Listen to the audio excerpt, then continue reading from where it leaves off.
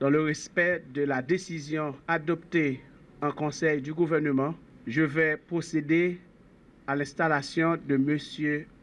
Osni Jean-Marie comme nouveau directeur général du ministère de l'Éducation nationale et de la formation professionnelle. Dans la vie organisationnelle, dans le public comme dans le privé, ce genre de changement est inéluctable, surtout au niveau des postes de grande responsabilité.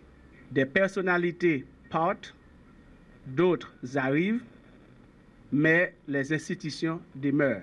Cette cérémonie acte le départ à la tête de la direction générale du ministère du professeur Yves Roblin, qui a réussi un long parcours au sein de ce ministère.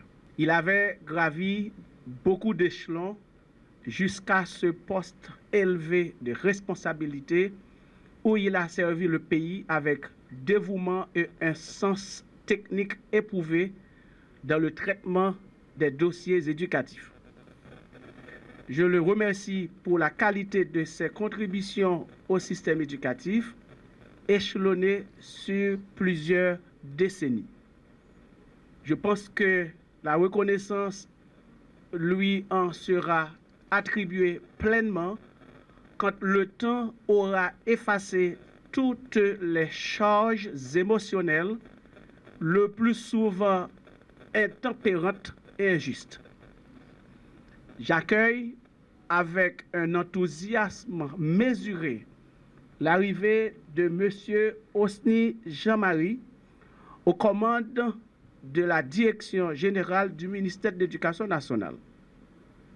À ce titre, il aura la lourde mission d'assumer et d'assurer la coordination de toutes les structures techniques, les structures du bureau central, tout comme les directions départementales. Il aura à accompagner, encadrer, superviser ces entités dans la conduite des dossiers qui leur sont confiés en conformité avec les grandes priorités définies dans le cadre de mon administration. Permettez-moi avant tout d'exprimer ma profonde gratitude au Premier ministre de la République pour la confiance placée en ma personne à travers cette nomination. Je mesure pleinement la portée de ces actes qui m'engagent au service de la nation tout entière. Je tiens également à adresser mes sincères remerciements au ministre de l'Éducation nationale et de la formation professionnelle, Visionnaire Desméreaux, pour son leadership, son sens de l'État et l'attention soutenue qu'il accorde à la modernisation et au renforcement de notre système éducatif. Je lui réaffirme ma totale disponibilité à travailler à ses côtés dans un esprit de loyauté institutionnelle et d'efficacité administrative. En cet instant solennel, je mesure pleinement l'ampleur de la mission qui m'est confiée. Conformément au décret du 17 mai 2005 portant l'organisation de l'administration centrale de l'État, ainsi qu'à la loi organique du ministère, la Direction générale constitue la structure organique du ministère. La structure principale de gestion du MEF. Elle assure la coordination des directions et unités centrales, ainsi que celle des directions départementales d'éducation, garantissant la cohérence, la continuité, l'efficacité et l'action éducative sur l'ensemble du territoire national. Placée sous l'autorité du ministre, la Direction générale assure l'organisation, la direction, la coordination, le contrôle et la supervision des activités du ministère. Elle contribue à l'élaboration de la politique publique et sectorielle, prépare les programmes d'activité et le budget, veille à l'application des lois et règlements en vigueur. On rend compte régulièrement des performances de l'institution conformément aux prescriptions légales.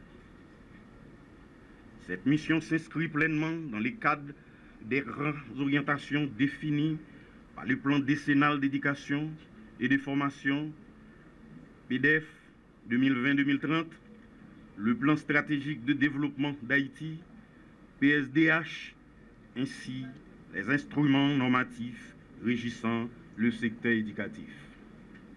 Mesdames et messieurs, la gouvernance éducative que nous voulons bâtir repose sur des fondements solides, à la fois juridiques, institutionnels et conceptuels.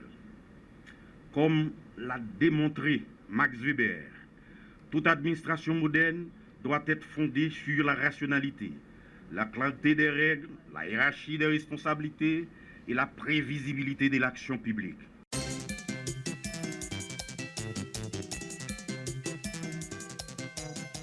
Je tiens de prime abord à exprimer ma profonde gratitude envers Monsieur le ministre Vijonnet Deméo. Merci, Monsieur le ministre, pour la confiance que vous me témoignez en me confiant la direction du BUNEX. Je mesure l'ampleur de cette responsabilité et je m'engage à porter avec rigueur et loyauté la vision d'excellence que vous avez définie pour notre système éducatif. Le BUNEX n'est pas qu'un simple bureau. Nous sommes les garants de la certification académique de la jeunesse haïtienne. Chaque diplôme que nous traitons représente des années de sacrifice pour une famille et une promesse d'avenir pour la nation. Son décision qui réfléchit et je pense que c'est une décision stratégique parce que le ministre là, je pense que c'est un ministre qui vient dans le ministère là qui a une volonté. Qui a une volonté pour lui changer des choses, pour lui faire des choses, pour lui améliorer des choses. Donc, le travail a continué. Et je pense que Rousseau, je pense que c'est un meilleur monde, peut-être logiquement, qui a continué le travail qui a commencé à faire dans l'administration pour le ministère. Donc, Rousseau, frère Zamim, bonne chance et je qu'on va réussir. C'est pour moi un honneur de m'aligner avec vous aujourd'hui dans cette noble cause.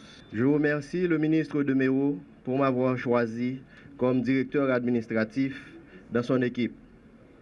À M. Guichard, mon collègue énafien, je ne considère pas qu'il s'agit d'une succession, mais plutôt une complétion. Être directeur administratif, c'est un travail technique qui sollicite l'apport de chacun pour la réussite de tous, dont l'expertise de chacun est nécessaire. Monsieur le ministre, je prends charge aujourd'hui en tant que directeur administratif et je m'engage à prioriser les objectifs du MENFP et non les acquis personnels afin de maximiser la réussite de l'équipe et du coup favoriser le relèvement du ministère de l'Éducation nationale. Je suis conscient que ce ne sera pas tâche facile, mais avec l'aide de tous, avec l'aide du Tout-Puissant, avec le support de chaque membre de l'équipe, la tâche sera moins lourde.